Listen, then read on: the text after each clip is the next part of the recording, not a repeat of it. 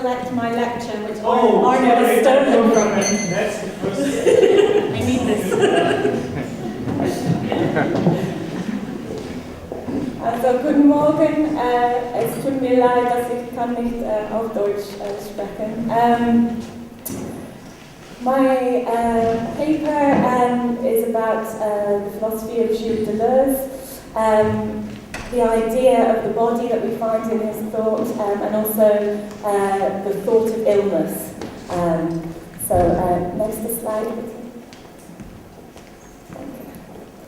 So the organisers of this event, Philosophy on Stage, set their contributors a difficult task: to seek out the bodies of philosophers themselves, to seek out the body itself within theories of the body, to examine the specificity of philosophers' bodies in the act of performing philosophy, thinking, lecturing, speaking, writing. Philosophers have specific bodies with which or through which they perform these acts, but all too often the organisers suggest these bodies are disavowed. They fail to make their presence felt in the various concepts of the body, as if there were only one, that philosophy creates.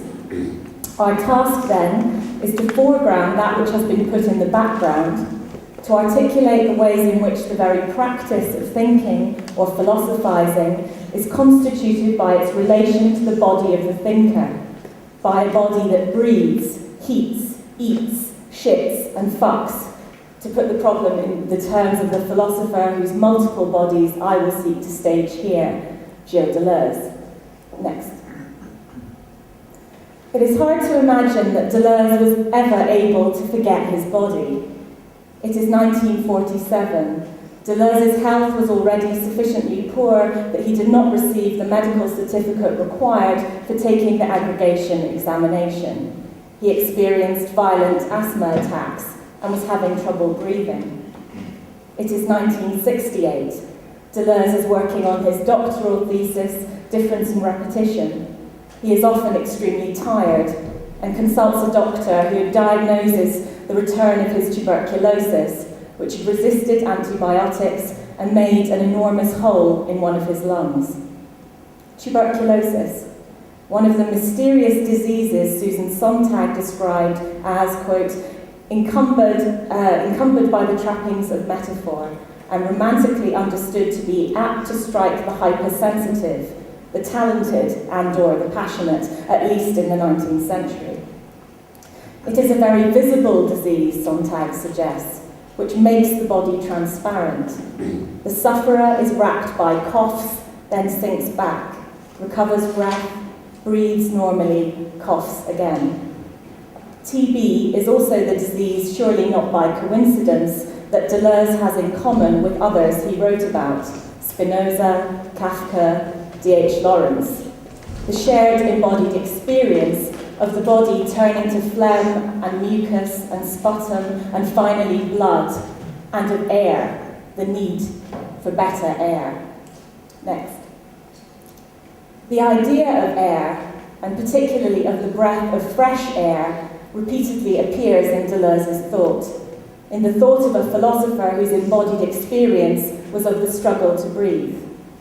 In 1977, Deleuze describes working on Spinoza as giving him, quote, a feeling of a gust of air pushing you from behind every time you read him.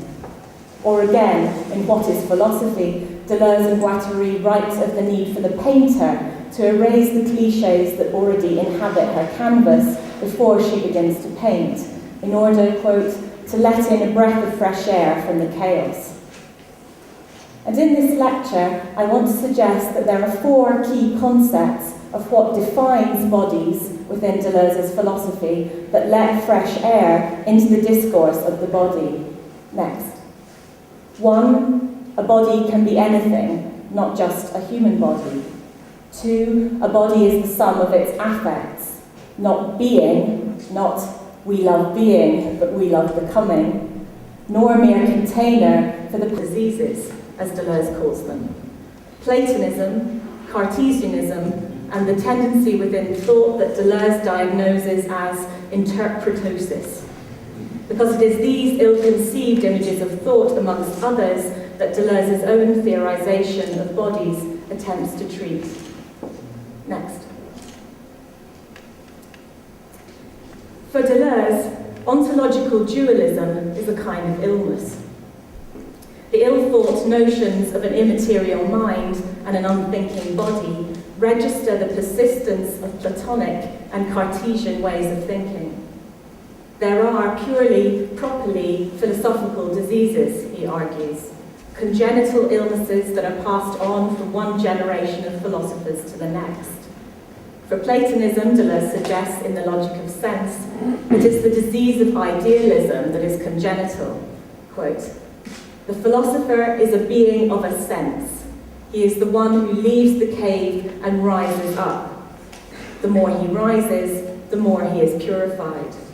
The popular image of the philosopher with his head in the clouds depends upon it." And indeed, it is this image of the upwardly oriented philosopher's body that is put on stage in Aristophanes' comedy The Clouds, first performed in 423 BC, which famously satirizes Plato's teacher, Socrates, as the archetypal, otherworldly philosopher. And here's a quote from the play. Socrates says, "If I turned my mind to lofty things, but stayed there on the ground, I'd never make the least discovery." So for Deleuze, Platonism orients thought in an upward movement, away from the body and from the earth. But he also argues that all forms of thought, all attempts to perform what it means to think, contain some kind of bodily orientation, ascending to the heights, diving to the depths, remaining on the shore. The philosopher is, Deleuze says, the animal which is on a level with the surface, a tick or a louse. The Stoics, for instance, he says, establish themselves and wrap themselves up with the surface, the curtain, the carpet, and the mantle. Whereas Cartesian thought constructs a clear frame, separating observer and observed, in a manner echoed in traditional proscenium arch theatre. Next. Indeed, theatre historian David Wiles has emphasised the extent to which transcendent philosophy and the transcendent approach to theatre impacted upon one another. For instance, Wiles calls the divide between active actor and passive spectator the Cartesian theatrical dichotomy, since it was Descartes, he says, who cultivated the detached scientific gaze, reality viewed from a non-place, somewhere on the margins. Descartes' philosophy conceived of the mind as somewhat like a miniature theatre in which an ego or self could contemplate reality and decide how to deal with it, Wiles says, before sending appropriate messages down to the body. Human thought was not understood as in the world or as part of the world, but as a separate representative system that produced and responded to its own images of reality. In turn, in 1,000 Plateaus, Deleuze and Guattari argued that transcendence is a specifically European disease. We suffer from interpretosis, a Western philosophical disease that manifests itself in the ceaseless search for some beyond that might found, ground, or otherwise justify what is. Freudian psychoanalysis has a particularly bad case of this. Next. As Deleuze points out in Letter to a Harsh Critic, interpretation isn't really a productive way to relate to bodies. For instance, to a specific aspect of Deleuze's body, his famously long fingernails, which are long, Deleuze says, because I don't cut them. Deleuze continues, quote, "One might say that my mother used to cut them for me and it's to do with the Oedipus complex and castration, a ridiculous interpretation but a psychoanalytic one. One might also note, looking at my fingertips, that I haven't got the normal protective whorls, so that touching anything, especially fabric, causes such irritation that I need long nails to protect them. A teratological interpretation, meaning one that is inspired by the study of physiological deformities.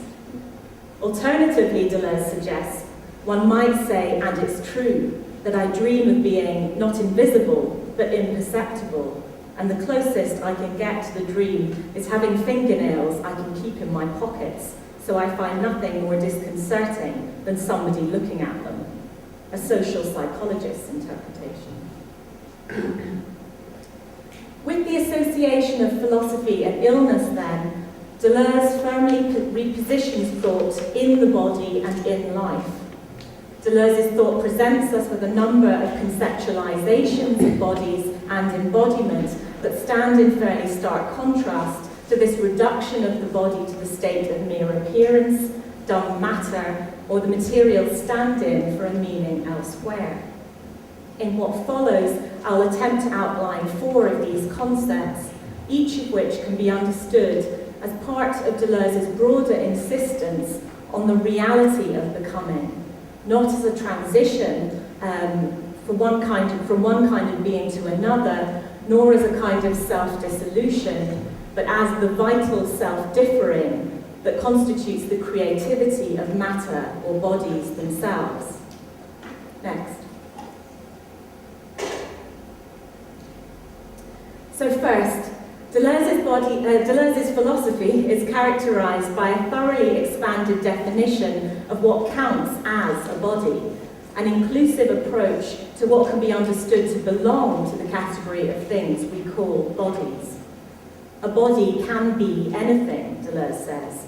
It can be an animal, a body of sounds, a mind or an idea. It can be a linguistic corpus, a social body, a collectivity. Language is a body. The duality of body-language to eat, speak is not sufficient for Deleuze. Rather, we eat our words. Likewise, he says, a concept is a brick. It can be used to build a courthouse of reason, or it can be thrown through the window.